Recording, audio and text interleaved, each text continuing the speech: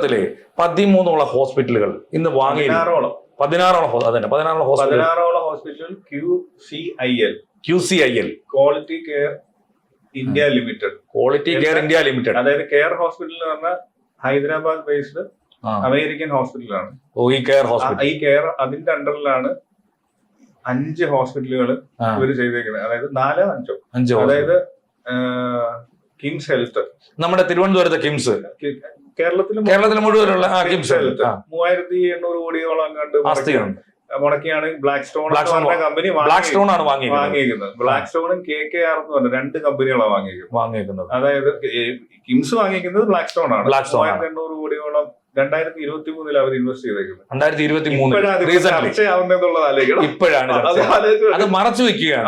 അപ്പൊ അതിനകത്തൊരു കാര്യം എന്ന് വെച്ച് കഴിഞ്ഞാൽ അതായത് 80% അവരുടെ വാങ്ങി കഴിഞ്ഞു. ഈ QCILന്റെ അണ്ടറിൽ നിന്നിട്ട് KIMS health, master DM, baby memorial hospital അത് വളരെ ചെറിയൊരു ഹോസ്പിറ്റൽ.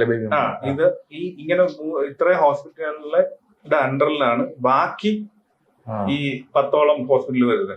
അതില് ഏറ്റവും ചെറുത് പറഞ്ഞിരിക്കുന്നത് മറ്റേ കോഴിക്കോടുള്ള മൈത്ര, പിന്നെ തൊടുപുഴയിലുള്ള ഒരു ചെറിയ ഹോസ്പിറ്റൽ. ഇത് രണ്ടുമാണ് KKR എന്ന് പറഞ്ഞ കമ്പനി വാങ്ങിയിരിക്കുന്നത്. അതായത് വലുത് മാത്രമല്ല, ചെറിയ ഹോസ്പിറ്റൽ ഒരു ചെയ്തിട്ടുണ്ട്. എന്തിനാന്ന് വെച്ച് കഴിഞ്ഞാൽ ഒരു മോണോപോളി ഉണ്ടാക്കുക.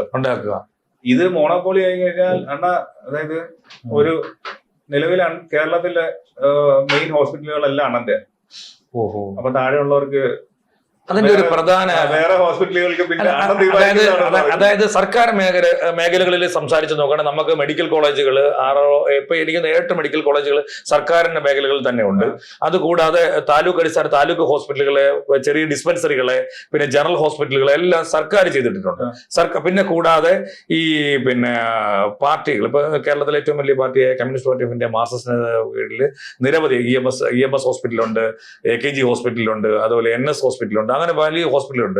ഇക്കണക്കിന് പോയാൽ ഇതെല്ലാം തന്നെ ഈ കമ്പനികൾ വാങ്ങൂലേ?